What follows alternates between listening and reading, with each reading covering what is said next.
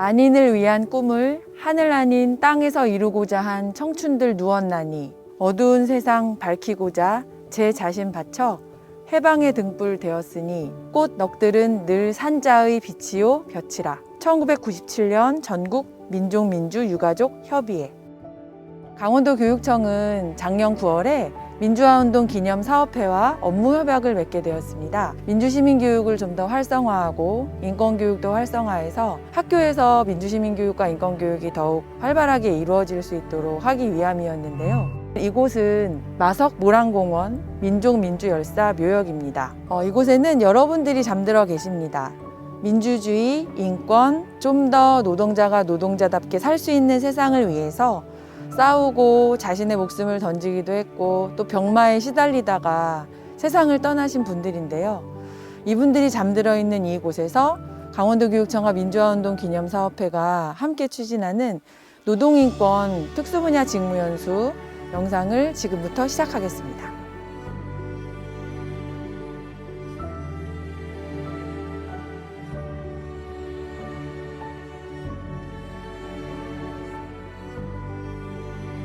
이곳은 청년 전태일의 묘소입니다.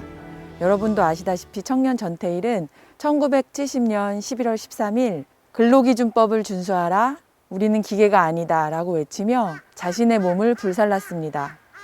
당시 청년 전태일은 대구에서 상경해서 가난에 찌들어서 힘겹게 살고 있었는데요. 막상 청계천에 가서 공장에서 일을 하다 보니 자신보다 훨씬 나이 더 어린 여공들이 휴식 시간도 보장받지 못하고 화장실도 가지 못하는 현실에서 일하는 것을 보며 의문을 갖기 시작한 거죠. 왜 우리는 이렇게 일할 수밖에 없을까? 이후에 청년 전태일은 근로기준법을 공부하게 되고 어려운 한자로 주로 이루어져 있던 법전을 공부하면서 나에게 대학생 친구가 한 명만 있었으면 좋겠다는 말을 했다고도 합니다. 하지만 22살 청년에게 현실은 바꾸기가 어려웠죠. 전태일은 할 수 있는 모든 것을 했던 것 같습니다. 동료 노동자들을 모아서 공부도 했고 토론도 했고 우리가 법을 공부해서 우리가 이렇게 사는 것이 우리의 탓이 아니라 국가가 사회가 책임을 져야 한다는 것에 동료들의 공감대를 이끌어내면서 의견을 모아왔던 거죠. 실제로 전태일은 근로기준법을 공부한 다음에 노동청과 서울시청을 찾아가기도 합니다. 하지만 거기서 들은 답은 너무 절망적이었죠. 그리고 여러 가지 부당노동 행위를 보면서 아마 청년 전태일은 많은 고민을 했던 것 같습니다. 여러 가지 시도를 해보았지만 현실에서 번번이 부딪힌 청년 전태일. 22살의 청년이었던 전태일이 선택한 것은 자신을 던지는 것이었습니다. 그것이 바로 1970년 11월 13일의 일입니다.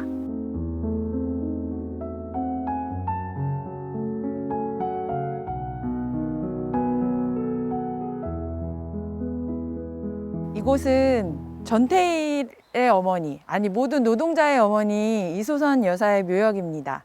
이소선 여사는 전태일 열사의 분신 이후 전태일의 어머니가 아닌 아마 우리나라 모든 노동자의 어머니로 평생을 살다가 떠나신 것 같습니다. 실제로 전태일의 어머니 이소선 여사는 아들이 죽을 때 아들이 남긴 유언에 대해서 이렇게 말했다고 합니다.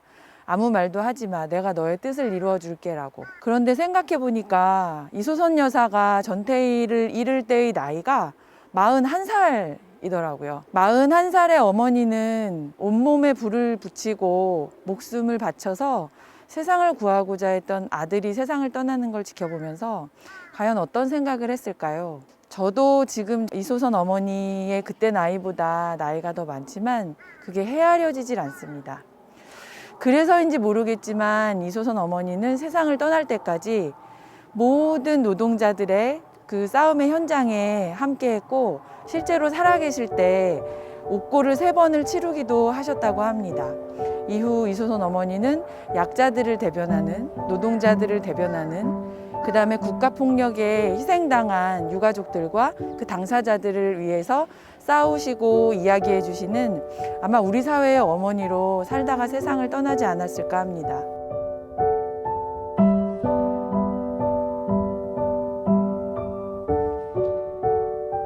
네, 이곳은 고 김용균의 묘역입니다. 2018년 대학을 마치고 첫 입사한 직장인 한국서부발전에서 입사한 지 3개월여 만에 혼자서 기계를 점검하다가 안타깝게 사망한 김용균. 죽음이라는 공간이 주는 어떤 스산함과 달리 김용균의 묘역은 마치 그가 살아서 우리에게 말을 걸 것 같은 장면입니다. 지금 묘소에 보이는 저 조형물은 고 김용균이 한국 서부발전에서 자전거를 타던 모습을 형상화한 조형물이라고 하네요. 밝게 웃고 있습니다. 20대 청년 김용균은 자전거를 타고 출근을 하면서 어떤 생각을 했을까요? 불행하게도 3개월 만에 자신이 그런 일을 당할 거라는 걸 알고 있었을까요?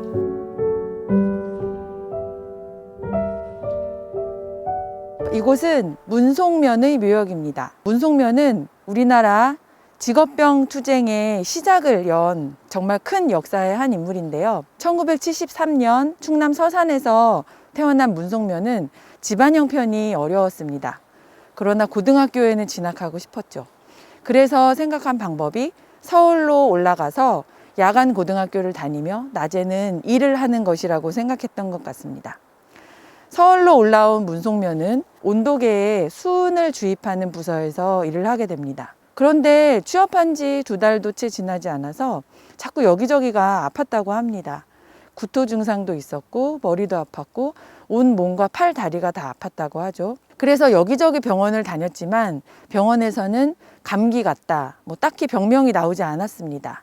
그러나 낫지 않는 병 때문에 휴직계를 내려고 회사에 얘기를 했을 때 회사에서는 회사에서 일한 것 때문에 아프지 않다는 각서를 쓰라고 했고, 이에 문송면은 그 각서를 거부하면서 통원 치료만 받았다고 합니다. 결국은 서울대병원 소아과 병동에서 진찰을 받던 문송면에게 당시의 의사 박희순이 이렇게 질문합니다. 혹시 하는 일이 뭐죠? 라고요. 그래서 문송면의 병명이 확인되죠. 바로 수은 중독입니다. 지난한 싸움 끝에 문송면은 산업재해 인정을 받게 되고, 문송면이라는 이름 3글자는 우리나라에서 산업재해로 인한 직업병 투쟁의 기원이 되게 됩니다.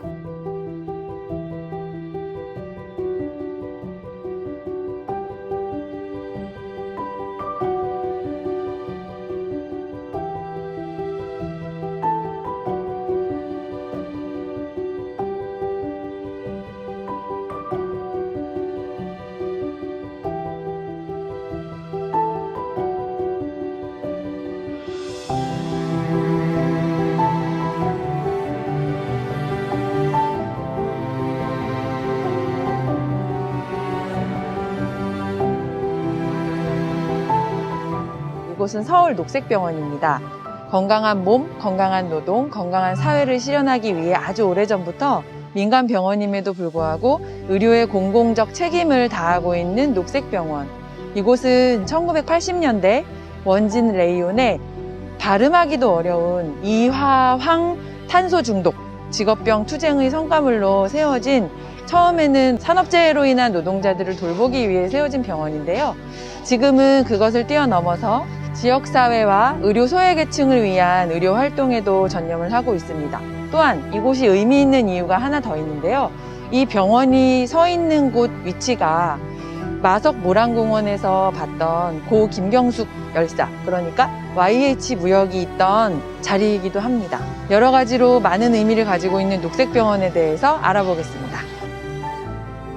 녹색병원은 직업병 환자들의 아픔, 고통 이런 곳에서부터 출발을 했는데요. 1988년 이후에 레이온 실을 만드는 공장에 있던 노동자들이 그 과정에서 사용하는 유기용제가 이황화탄소라고 해서 유기용제를 사용하는데 이게 인체에 독으로 작용을 합니다. 그것으로 인해서 그 많은 분들이 이제 직업병으로 쓰러지게 되는데, 이 직업병을 인정받기 위한 싸움 과정, 치료받고 내가 낫기 위한, 그 다음에 또 다른 사람들이 이런 직업병에 걸리지 않게끔 이것을 연구하고 할 수 있는 그런 기관을 만드는 싸움으로까지 이어지면서 저희 녹색병원, 그 다음에 노동환경건강연구소, 복지관 이런 기관들이 만들어지게 됐습니다. 이 건물은 그 YH무역이라고 해서 예전에 가발 공장이었습니다. 그 YH무역은 여성 노동운동사의 이름이 있는 곳인데요. 투쟁하던 여성 노동자들이 그 당시 신민당사에 자기 노동 조건을 개선하는 요구를 하기 위해서 싸움을 하는 과정에서 그 경찰들이 이제 해산하는 과정에서 노동자 한 명이 떨어져서 사망을 했습니다.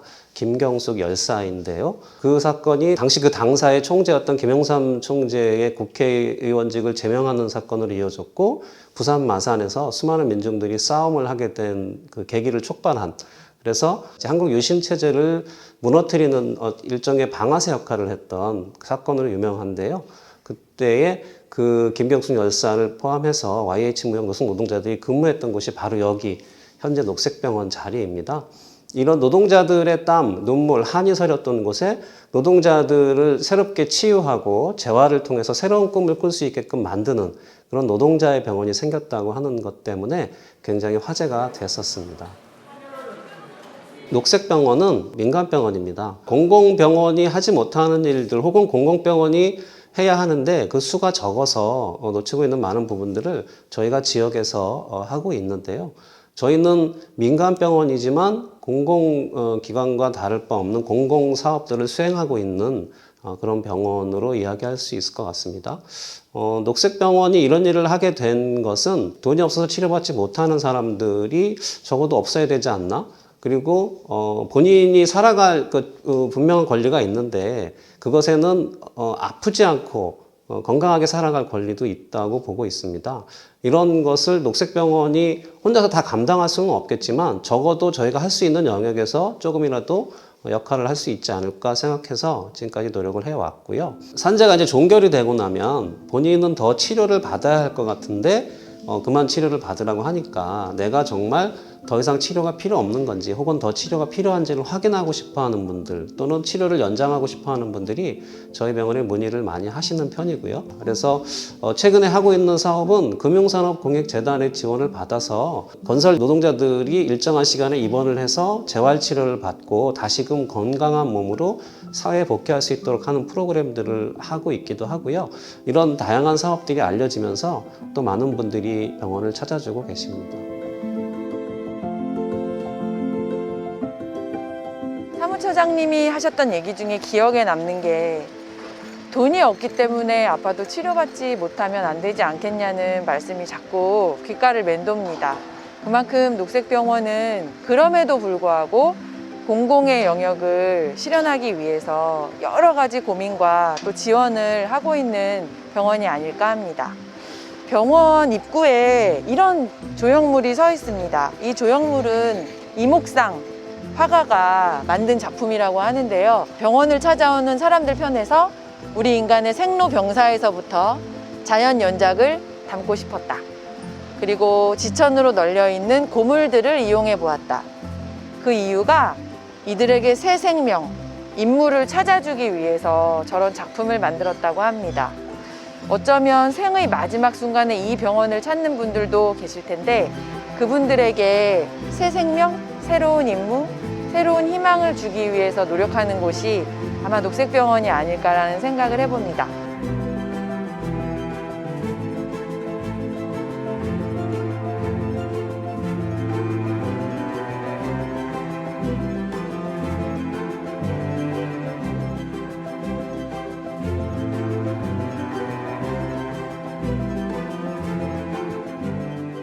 이곳은 청계천변을 걷다가 보면 보이는 버들다리, 일명 전태일 다리입니다.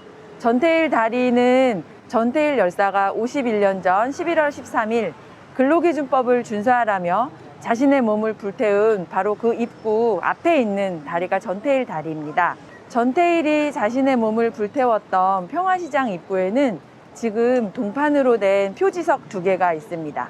하나는 전태일 열사가 처음으로 자신의 몸에 불을 붙이고 뛰어나왔던 장소이고요. 그리고 조금 더 시장 입구 쪽으로 가게 되면 그곳은 바로 전태일 열사가 몸에 불이 붙은 채 넘어진 장소라고 합니다. 얼마나 뜨거웠고 얼마나 아팠을지에 대해서는 말로는 할 수가 없을 것 같은데요. 지금 이 전태일 다리에는 화가 이목상이 만든 전태일 열사의 흉상이 서 있습니다. 지금도 여전히 주먹을 불끈 쥐고 우리를 내려다보며 전태일 열사는 무슨 생각을 하고 있을까요? 이곳은 청계천변에 있는 아름다운 청년 전태일 기념관입니다. 청계천변을 따라서 걷다 보면은 한켠에 자리 잡고 있는데요. 청년 전태일을 추모하고 그의 활동을 알리고 그리고 그가 말하고자 했던 가치를 널리 알리는 다양한 사업을 하고 있는 곳입니다.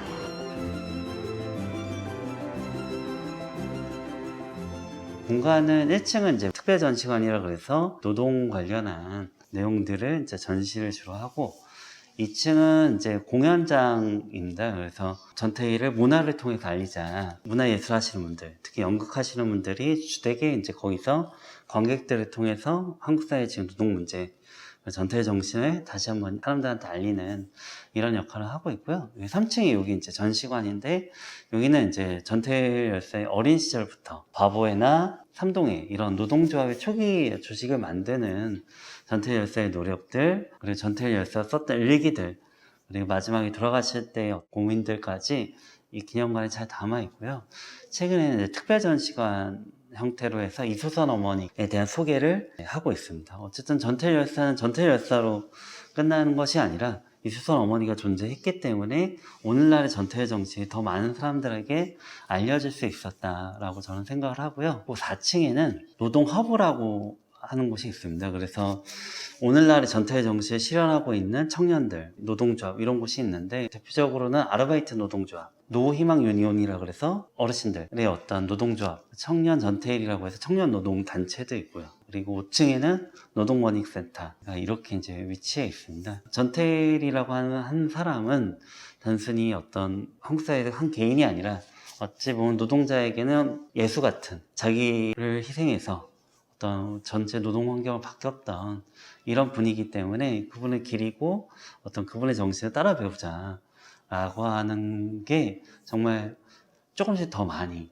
이루어지고 있다고 생각을 하고요. 전태일의 진심 그리고 그 마음은 여전히 이제 우리에게 청년들에게 배울 만한 행동이라고 생각하고 그것을 따라 배워야 된다라고 생각을 합니다. 그래서 더 많은 분들이 전태일을 알고 그 전태일 열사가 살았던 과정에서의 고민과 흔적, 노력들을 잊지 않고 우리 삶에서 조금이라도 하나씩 실현하는 게 중요하지 않나 이런 생각을 해봅니다.